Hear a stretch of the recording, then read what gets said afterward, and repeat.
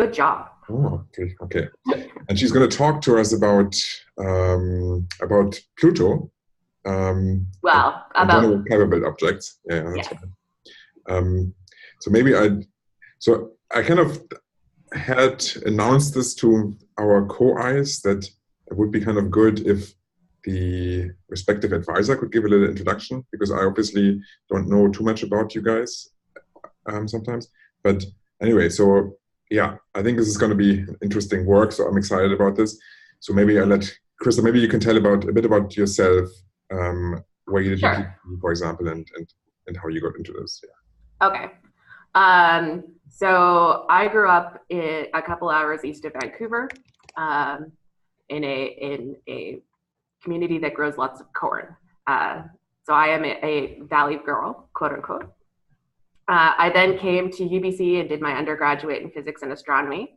I then moved from a rainforest to a desert, Tucson, Arizona, where I did my PhD at the Lunar and Planetary Lab / Department of Planetary Science. After graduating there with my PhD, which was on tidal interactions in multi-planet systems and how that's significantly more complicated than in single planet systems. Surprise. After that, I moved to Toronto, where I was at the Canadian Institute for Theoretical Astrophysics for 2.5 years, I think. And then I am now back at UBC doing well, I just finished my TEPS postdoc. The funding for TEPS ran out in December, but I'm still here, at least for a little bit. Broadly speaking, I do orbital shenanigans. Things are on orbits, they interact gravitationally, and they get up to shenanigans. I do this primarily in the Kuiper belt, which I'm going to talk about today, and also for exoplanet systems, particularly multi-planet systems. Yeah, and that's basically me. So I will try to share my screen, and hopefully this all works.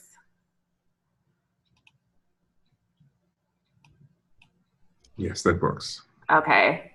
I've had a problem with Zoom before where it wouldn't necessarily forward my slides. So let me know if the slide forwarding doesn't work. Okay, we can do that. All right, so this talk is called Finding Pluto's Compatriots, because everybody is all upset that Pluto's not a planet anymore. And I like to make the point that by having this realization, by finding Pluto's compatriots, we can actually learn a lot more about Pluto and about our solar system in general. This talk started its life as a talk to the general public. So there's some slides here at the beginning, which will be reviewed for most of you. But if you're like way more on the engineering side or something, then I wanted to make sure that we all had the right terms so that when I go off on a jargon binge, it's vaguely okay. So, holy jargon, Batman. The AU is the Earth to Sun distance, and when we're talking about solar system distances, we do use AU because it's so much easier than quoting it in kilometers. The relevant planet for talking about the Kuiper belt is Neptune, and Neptune's at about 30 AU, 30.1 AU, and the Kuiper belt is essentially beyond that. Also, an orientation to orbits. Remember that the semi-major axis of an orbit denotes how overall large the orbit is.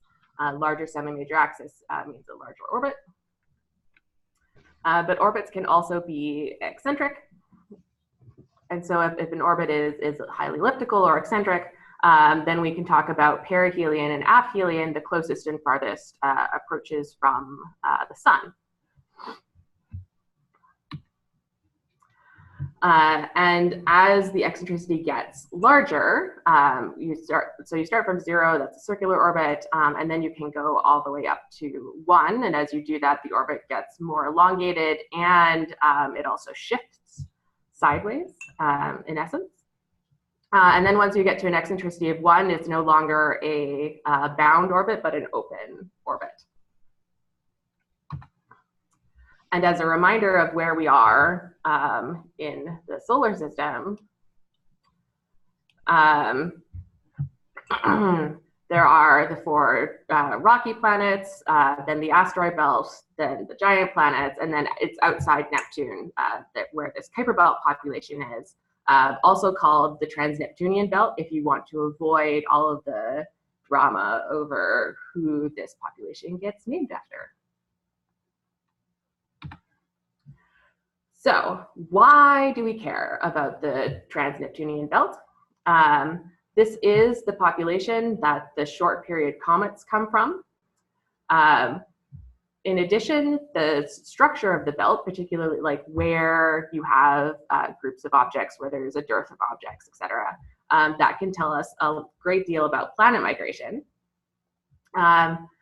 If we can get a handle on how objects formed at these distances, it can tell us a lot about the protoplanetary disk.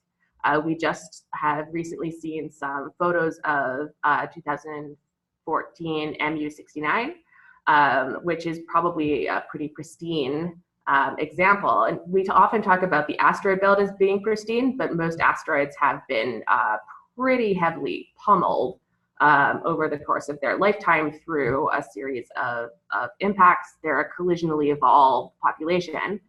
But in the Kuiper belt, at the small sizes like for 2014 MU69, this is probably pretty representative of what it looked like just post-planet formation, because the collisional regime in the Kuiper belt there just aren't that many Kuiper belt objects, so it doesn't get hit very much, combined with the large distances. As one of my favorite people, Bill Nye the Science Guy, is prone to saying, there's a lot of space in space. So there are a lot of good reasons to study the trans-Neptunian belt. There are different populations in the Kuiper belt, by which I mean they're behaving differently in how their orbits act. And we call this a dynamical classification. Essentially, how they move is different from one population to another. So we can put them in these different boxes to understand essentially the category of what kind of thing their orbit is doing. When we do this practically for a Kuiper belt object that has been observed, and the most of this talk will be about how we observe Kuiper belt objects, and I'll get to that later. But like, assume that you've observed a Kuiper belt object, you then try to fit what its orbit is, and you numerically simulate what this Kuiper belt object will do over the next 100 million years. And because our understanding of this Kuiper belt object's orbit is not perfect, we often do it for several clones that are slight variations on the best fit orbit. They're realistic fits to the data because we can only measure things so well. Then we analyze the orbital behavior and figure out what category we want to put it in.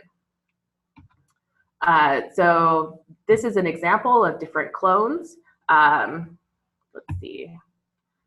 So if you can see my mouse in the middle there, denoted by the large triangle, because when we were doing this paper, we were too cheap to pay for color.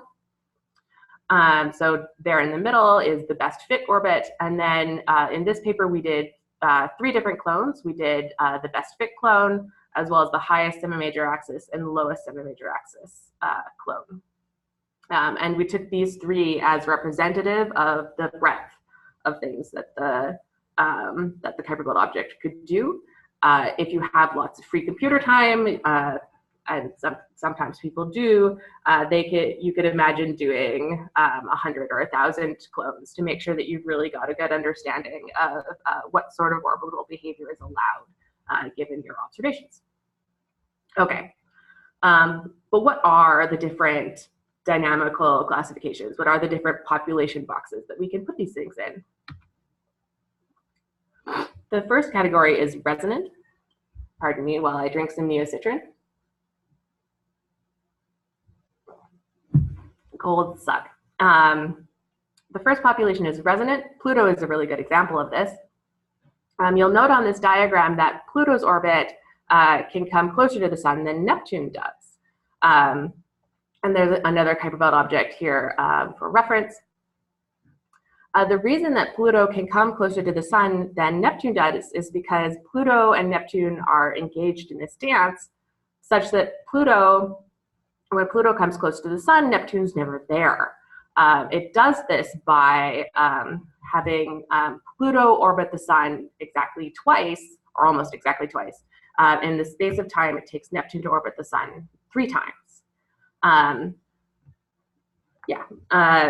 So if you transform to a frame in which Neptune is stationary, so essentially your x and y axes travel along with Neptune's motion, you get something like this. So Neptune's here, and then if you trace the orbit of Pluto over many, many orbits, you'll see that Pluto comes to perihelion either ahead of Neptune or behind Neptune. But at perihelion, Neptune's never close by. And this is something that, that requires this resonance condition. Exactly how we diagnose this dynamically is not quite this simple. We don't do it through diagrams like this. But this is essentially where this resonance classification comes from. That whatever Kuiper Belt object you're talking about and Neptune are engaged in this dance. The next classification is called scattering. This is one of the very long list of things where astronomers are super creative at naming of the things. Things that are scattering are gravitationally interacting with Neptune, gravitationally scattering off of Neptune. So the diagram here is for 3 different clones of the same object, where the semi-major axis is the black line at the top, and the perihelion is the black line at the bottom. For the as we go from left to right, lowest semi-major axis clone, best fit clone, and largest semi-major axis clone. In all 3 of the cases for this Kuiper Belt object, we see its semi-major axis changing rapidly, and this is because it's being gravitationally slingshotted off of Neptune. Its perihelion remains essentially at Neptune distance at 30 AU. And so every time this comes back, this object is not phase protected from Neptune. So when this object comes to perihelion, Neptune might be there, and if Neptune's there, Neptune says hi and gravitationally slingshots this. Doesn't change the perihelion very much, but can dramatically change the semi-major axis. So these are scattering Kuiper Belt objects. There are also the classical Kuiper Belt objects, and these are called classical because this is what the Kuiper Belt or the trans-Neptunian belt was imagined to be by Kuiper and by Edgeworth. A lower eccentricity-ish, though the example I've picked out has managed to be fairly high eccentricity, and just essentially not interacting with Neptune. This classical belt is nominally the leftovers from planet formation, the extension of the protoplanetary disk out to beyond Neptune distances. So these things are essentially hanging out in the Kuiper Belt and not interacting with Neptune very much at all. The last classification is what we call detached. These are also not strongly interacting with Neptune, but they have an eccentricity of greater than 0.24, and they're outside of the 2-to-1 mean motion resonance. So they're beyond 40-something AU, where if I didn't have a cold, I might remember exactly what the semi-major axis of the 2-to-1 was. Exercise for the reader, use Kepler's third law and figure out if something has twice the orbital period of Neptune, what that semi-major axis is. So these things have some variability in the semi-major axis. And this is probably due to resonance sticking. So there are things like Pluto that are stably in resonances, and there are things that interact with resonances every once in a while, and that is probably what these detached objects are doing. They're an interesting class of kind of they're not scattering. Their semi-major axis variation is not too bad, but it's not like they're not interacting with Neptune at all. All right, so those are the different populations of the Kuiper Belt. How the flip do we find them?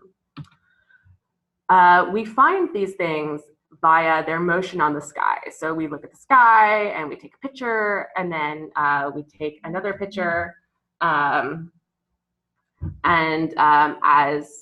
As time progresses, the Kuiper Belt object will move on the sky while the stars are essentially stationary. Most of this motion is reflex motion from the Earth, the fact that the Earth is moving along its orbit, going 30 kilometers a second. That is where most of the motion of these Kuiper Belt objects come from. And so to really understand their orbital motion, you need to watch them for quite a long time. So that you can understand, because you can subtract Earth's motion out of the movement that you see on the sky and figure out what the inherent motion of the Kuiper Belt object is. For reference, for your sense of scale, for anybody who does observing, a trans-Neptunian object at 50 AU on a circular orbit will move at approximately 3 arc seconds per hour. Typical observation strategy is to take 3 images spaced by about an hour. So if we're looking for these Kuiper Belt objects, there are a couple of really important observational biases. That is, when we look at the Kuiper Belt, we don't see everything in the Kuiper Belt, we see only a selection. And what selection we see is important then if we want to understand the underlying distribution for how many Kuiper Belt objects are in one population or another, or something like that. So the first really important observational bias is the brightness versus distance bias. So there in the center is the sun, and as sunlight leaves the sun, the flux at any given distance drops off like 1 over the distance squared. You get to a Kuiper Belt object, and sunlight reflects off the Kuiper Belt object. Most of the light that we see from these Kuiper Belt objects is reflected sunlight. So you have sunlight that gets to this Kuiper Belt object, reflects, and then it drops off like 1 over distance squared on the way back. So by the time you get to Earth, the amount of flux that you're getting from this Kuiper Belt object is rather tiny, and drops off extraordinarily strongly, like 1 over distance to the 4th power. That's a pretty strong pretty strong dependence. So if orbits are elliptical, as most orbits in the Kuiper Belt are, and you convolve that with this bias, then Kuiper Belt objects are easiest to see at perihelion, when they're closest to the sun, in a very, very strong sense. And if you remember the diagram for Pluto's orbit relative to Neptune, you'll think to yourself, my gosh, let's see, do I have that on my next slide? I do. So if you're thinking about where you're pointing your telescope, then where your telescope is pointed relative to where Neptune is extraordinarily important. The Kuiper Belt is not the same in all directions, and especially thinking that Kuiper Belt objects are so much easier to observe at perihelion than at aphelion, where you point really, really matters. For example, if you're trying to find things that are doing this exactly the same orbital dance as Pluto in the 3-2 medium motion resonance, you want to look 90 degrees ahead or behind Neptune to find the bulk of these things. And if you're then trying to understand how many Kuiper belt objects are in the 3-2 resonance versus in the 2-1 resonance or some other population, then you really, really need to take this into account. So here, for example, are a couple of the AUSIS blocks. AUSIS is the Outer Solar System Origin Survey, a Kuiper belt survey designed to help us understand the underlying distribution of things in the Kuiper belt, and so that then people could use it to figure out things about planet formation, etc. And these are two examples of directions in which AUSIS pointed, and these two were targeting the 3-2 resonance. The gray dots here are a model distribution for things that are in the 3-2 resonance, like Pluto. Another strong potential bias that needs to be thought about is tracking. So if you have an observational strategy where from one night to the next, or from one observation run to the next, you preferentially lose, for example, Kuiper belt objects that have higher inclination, then you really need to understand that if you want to know how many things are at high inclination and how many things are at low inclination. So when we're thinking about observing the Kuiper belt and understanding these populations, we have to know how well we track things. For AUSIS, we tracked them all, which is a good way to get rid of having to think about this bias. So for example, here are some of the discovery blocks for AUSIS, the two that I showed on the last slide, actually. And so during your discovery run, you paint the sky, with these boxes, and each of these large boxes is the field of view for megacam on CFHT. You paint the sky with a number of boxes, essentially the number of boxes that you can paint on the sky in an hour, because then on the next hour you'll come back and you'll paint the sky with these boxes again. So we use that to discover these Kuiper belt objects, but then to recover them, we use hand-selected pointings. So here are some of the blocks that we saw on the last slide. Let's go back. So 13AE and 13AO. There's 13AO and 13AE, as well as a couple of other AUSIS blocks here also on this plot. But here, each of these boxes again is a field of view of megacam on CFHT, but they've been shifted around. The pattern is not quite so clean because what we're doing is we're chasing all of the Kuiper belt objects that we discovered in the discovery observation run, so that we can be sure that we don't preferentially lose one kind of Kuiper belt object versus another. If you don't do this, then the amount of modeling required to understand how you may or may not preferentially lose Kuiper belt objects of one dynamical type or another gets ridiculously complicated. So if you can just track them all, then huzzah, you're winning. All right.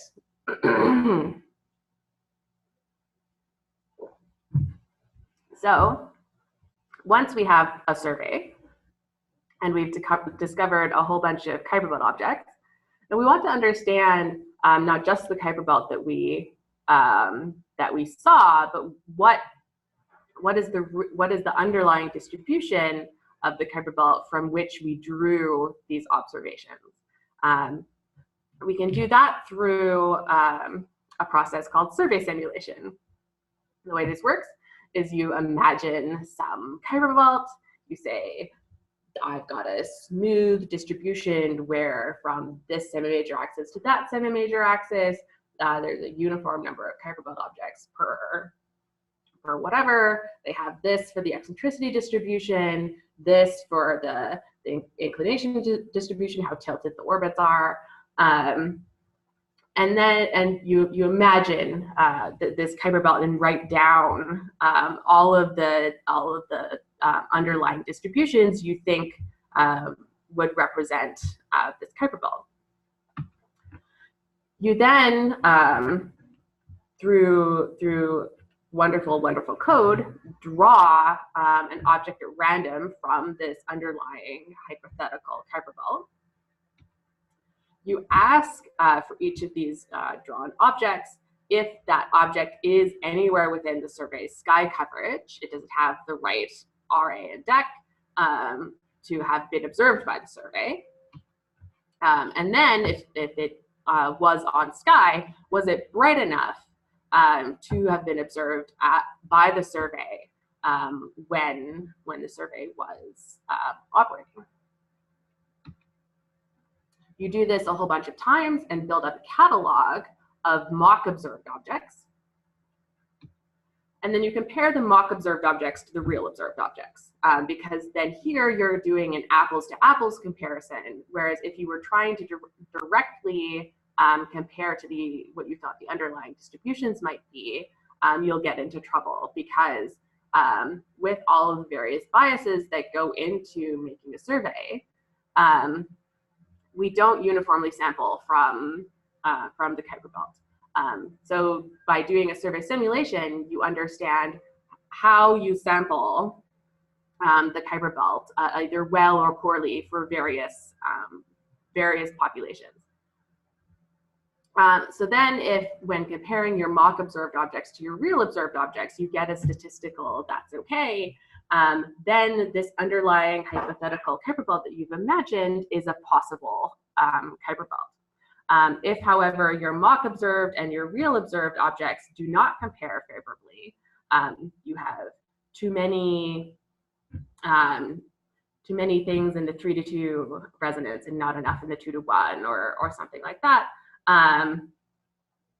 then this Kuiper belt that you've imagined is not a possible Kuiper belt. So if you imagine a series of different underlying hypothetical Kuiper belts and do this survey simulation, you can understand what of those hypothetical underlying Kuiper belts is a possibility or not a possibility, which ones are rejectable and which ones are possible. So we have done this through OSIS, the Outer Solar System's Origins Survey.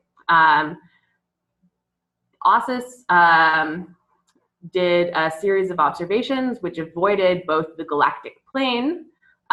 You avoid the galactic plane because then there's too many stars.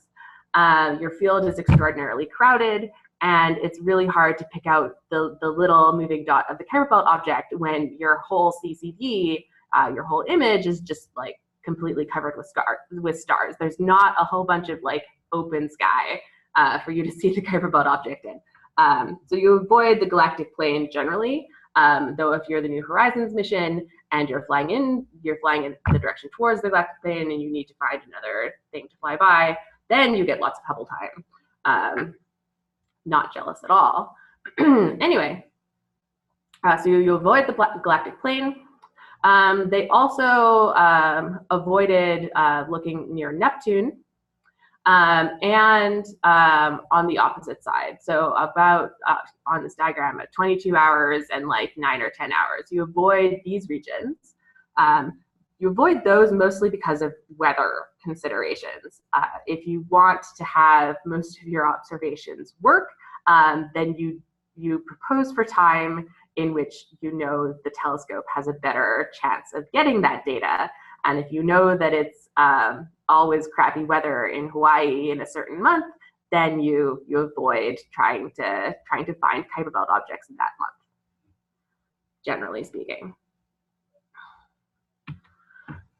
This is the raw, so no survey simulation has gone on here yet. The raw distribution of some of the Kuiper Belt objects that have been found by OSIS. And you can see some of the various populations pop out here already. So there's some major axis going along the x-axis, and then either inclination in the top panel or eccentricity in the bottom panel. And all of these vertical lines of dark blue objects, these are things that are in a resonance with Neptune, so like Pluto, but possibly also in a different resonance. We also see the classical belt. So this is the light blue things, generally lower eccentricity, lower inclination.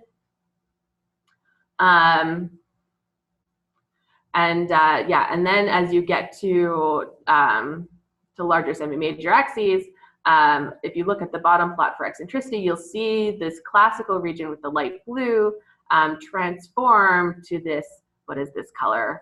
Beige, I think.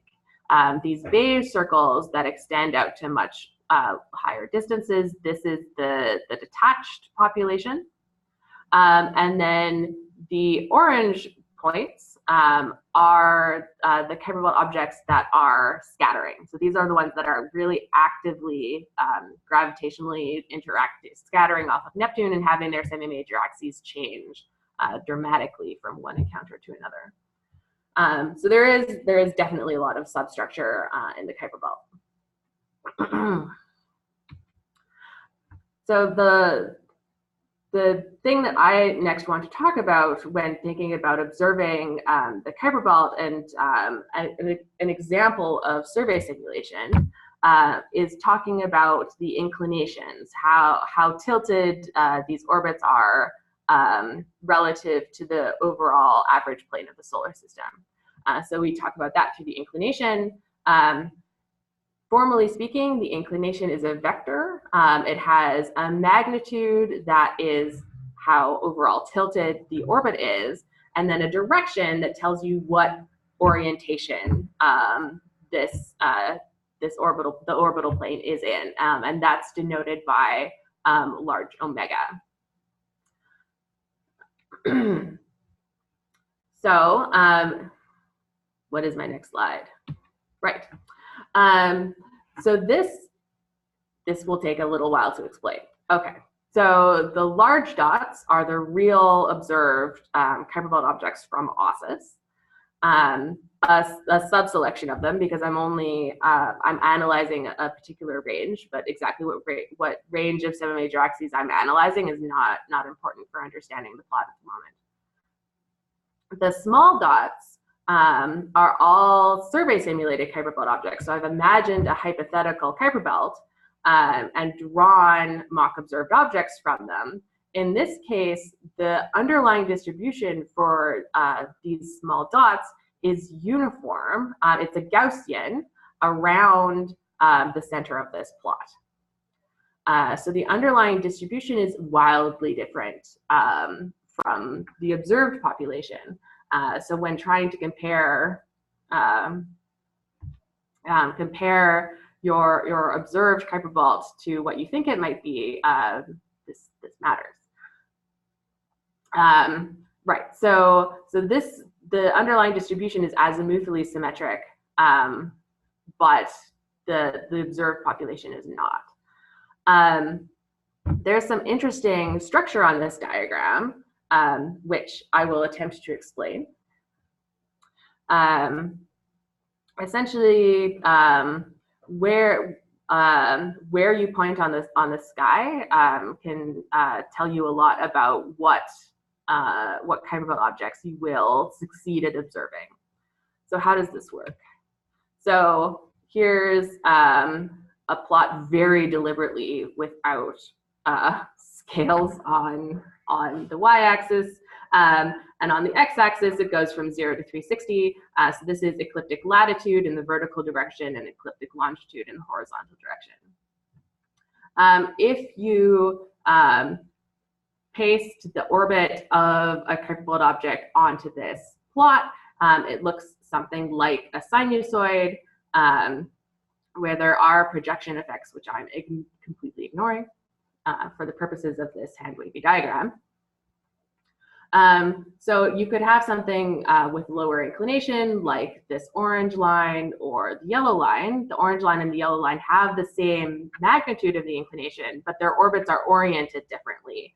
So they're above the ecliptic or below the ecliptic. The ecliptic is the Earth's orbital plane.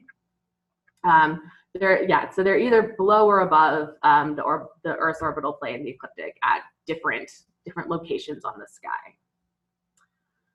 So then we're going to think about trying to observe a whole mess of these. If your survey block, this is my denotation, this square on the left-hand side is a survey block. If your survey block is on the ecliptic plane, then you'll observe a whole host of Kuiper belt objects. And in particular, you will observe the ones that happen to be crossing the ecliptic plane at that location.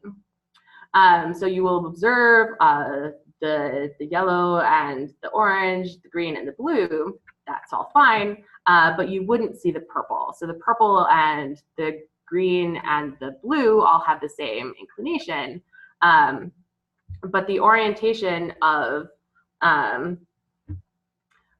the orbit also matters. So this is for surveys which lie on the ecliptic plane. You will observe a whole range of inclinations, but they will only be the ones that are crossing. They will either have very low inclinations, so that they're always close to the ecliptic, or if you're thinking about observing a higher inclination Kuiper belt object, you will only see those that happen to be crossing the ecliptic plane where you've pointed your survey block. Yeah. So on the other hand, you might think about moving the survey block off of the ecliptic. So say it's up here. So you can here observe the blue Kuiper belt object with the higher inclination, but you can't see the yellow one because the yellow one doesn't have an inclination high enough to get far enough away from the ecliptic plane for you to be able to see it. So in a block here that is very off the ecliptic plane, you will see only high inclination Kuiper belt objects. But even so, the orientation of those inclinations does still matter. So here for a particular inclination, you can observe all of the blue, purple, and green Kuiper belt objects. And if you trace those back to where they cross the ecliptic plane, which will eventually be this large omega that we'll see on the plot again. You can observe these things in a very particular range of, you only observe ones that have a very particular range of longitude of ascending node, this omega, where these orbits cross the ecliptic plane. Then if you imagine going to a higher inclination than this, this range of ascending nodes, of places that the ecliptic plane is crossed, will shift from one side to the other, depending on what you're doing to the inclinations. So you get only high inclination things, and the range of their ascending nodes where they cross the ecliptic plane is set by the longitude at which you're observing. So then if we look at this plot, we can actually diagnose what some of the structure is. So the things that start at the origin and go out, these are the survey blocks that are on the ecliptic plane or just about. So you can observe all things that remember, this omega is where you cross the ecliptic plane. So you can observe a whole range of inclinations, but only those things with an omega such that they are crossing the ecliptic plane where you are pointing. On the other hand, this green swath here, this is a different survey block, which was well off the ecliptic. It was at a high ecliptic latitude. So if we go from the origin out to this block, this is the minimum inclination at which you can observe Kuiper belt objects. And then if you go from one side to the other, you increase the overall inclination and change what ascending node, where these things cross the ecliptic plane. So you end up with a very different structure on this plot if you observe either in the ecliptic plane or not in the ecliptic plane. So if we then start thinking about how we want to improve surveys in other cases, and we want to improve our coverage of what regions of this space we are sensitive to or not sensitive to, then we could think about either putting our new survey block on the ecliptic, and then we get a ray out from the origin, or we could think about putting a survey block well off of the ecliptic, and then you get a ray that does not emanate from the origin. So that was like almost vaguely on time. In conclusion, I hope the things that you have drawn from this talk is that finding TNOs, Kuiper belt objects in general, is a little bit difficult. And then trying to understand how your survey has influenced what Kuiper belt objects you see or don't see, that's also kind of hard. The trans-Neptunian belt has a lot of substructure, so going through this process of understanding what your survey has done to sample from the real underlying Kuiper belt is very important. There are several different dynamical classes. There can also be structure within a given dynamical class, which is something that I didn't talk about.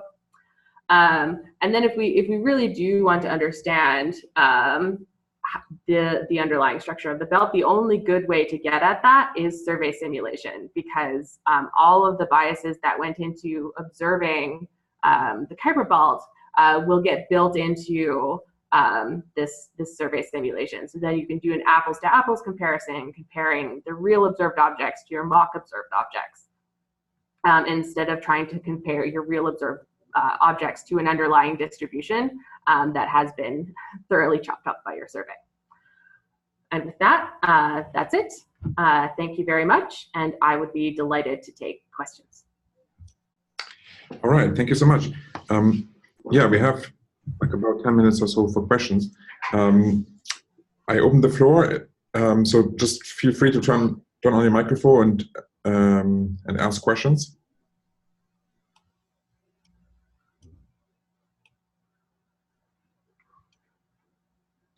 Or maybe I start with one question.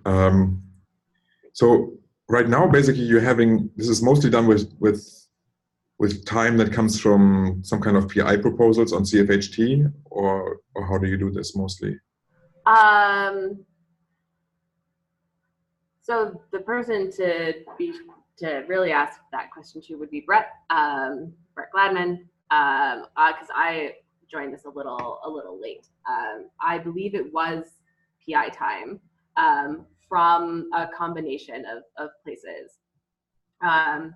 We have collaborators in France and in Taiwan, and both France and Taiwan have a share of the time on CFHT, and it was through a conglomeration of time from the Canadian pot, the France pot, and the Taiwan pot that we were able to take these observations.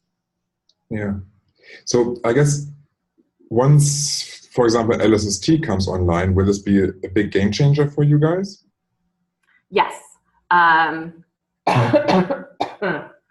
So LSST will be very, very important. That said, the reason that LSST will be very important is the amount of sky that it will cover. On the other hand, it will not cover the sky to the same depth that we've got with OSIS. So OSIS goes deeper, fainter than LSST will. You will still need to do a fair amount of this survey simulation technique in order to understand how LSST is sampling the underlying Kuiper belt. But you might, you're going to get closer to the idea of having uniform sky coverage, which will help a lot with understanding. It means you won't have to work as hard when thinking about your pointing biases. But you do need to think strongly about, for example, the brightness versus distance biases still, so that you can hide a fair amount of any given population out at aphelion. And you do still need to do some of this sort of survey simulation work to understand that. Yes, of course. I mean, yeah, I'm not doubting that.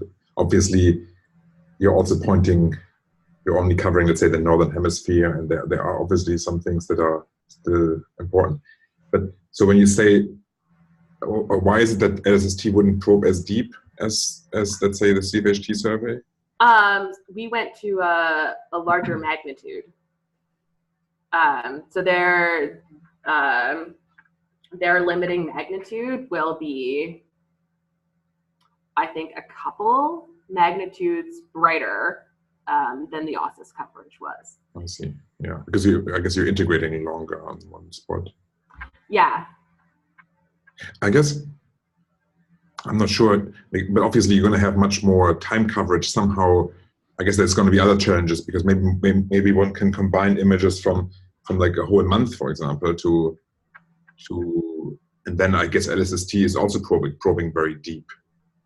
Because if you could somehow co-add all the images that were taken in this direction for a long time, that probably that is a technique that is done. It's called the shift and add technique, because again, astronomers are super creative at the naming of the things. You imagine taking a set of images with the same stars in the background, and then you shift at some rate equal to what you think a Kuiper belt object might be moving at, and then you add these images all together. So your stars smear out, and the Kuiper belt object appears as a point. Yes. It's pretty straightforward to do that for short timescales. Once you get to longer timescales, like a month,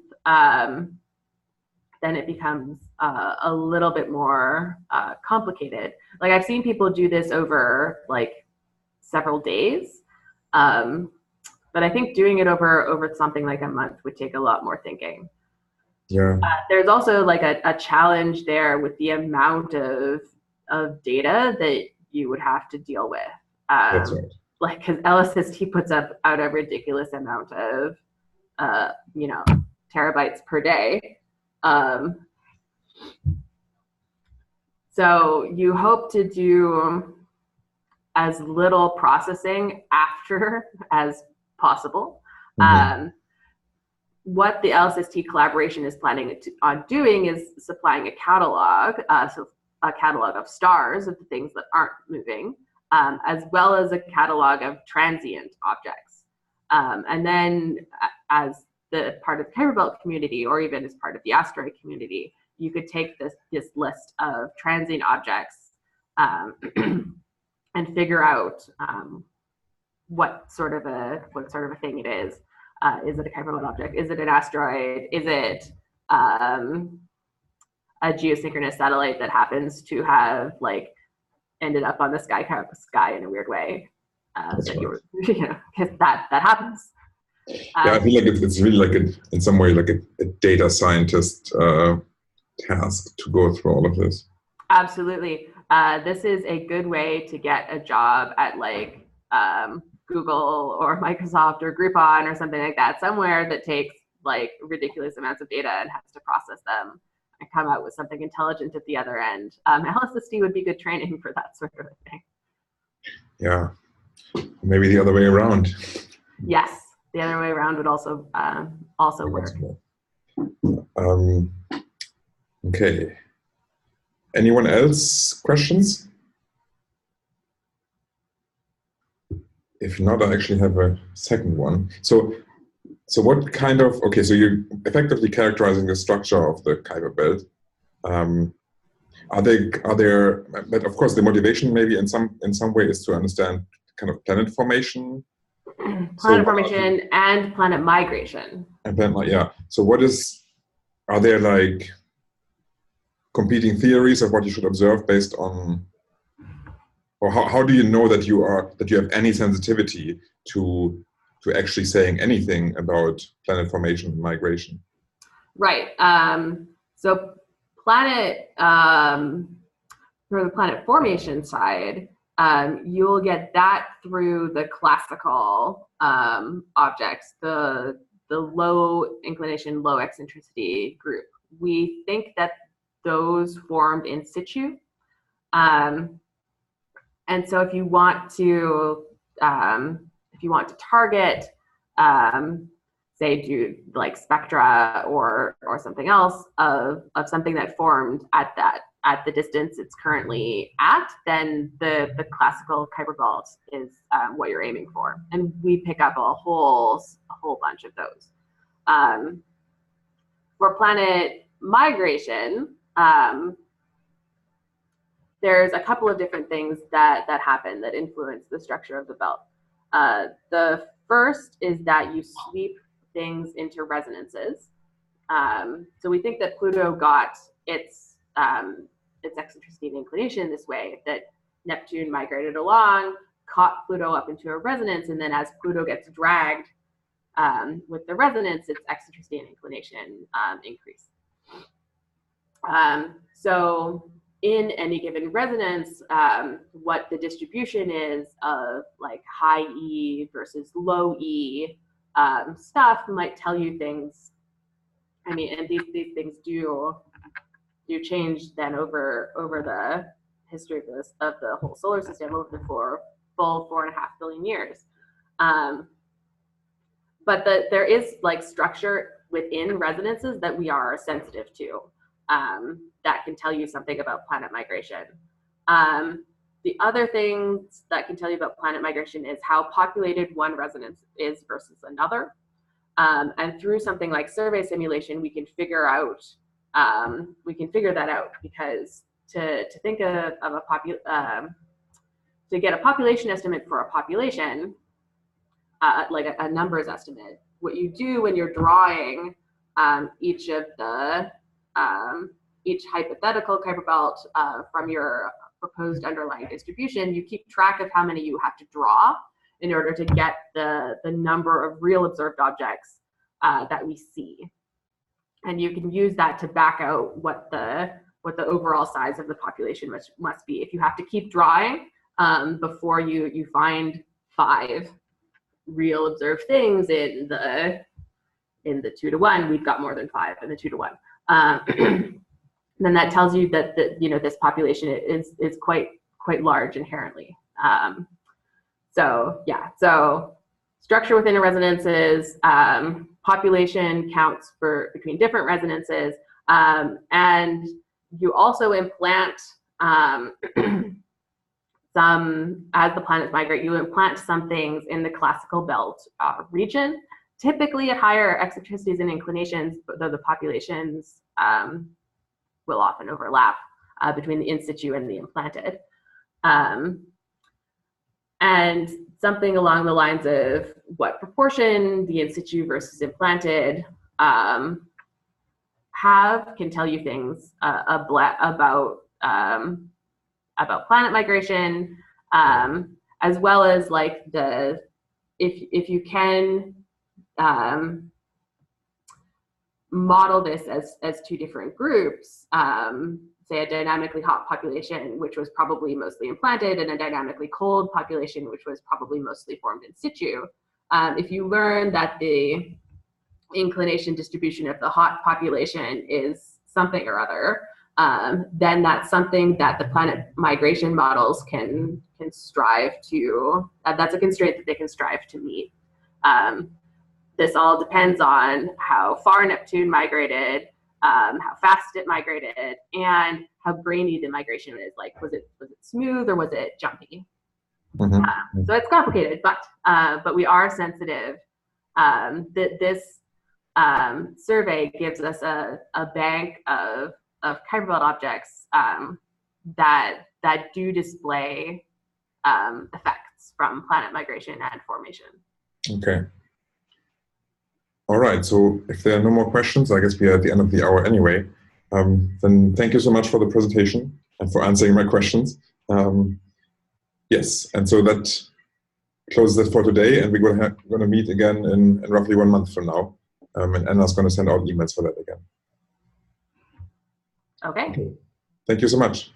Thanks, everybody.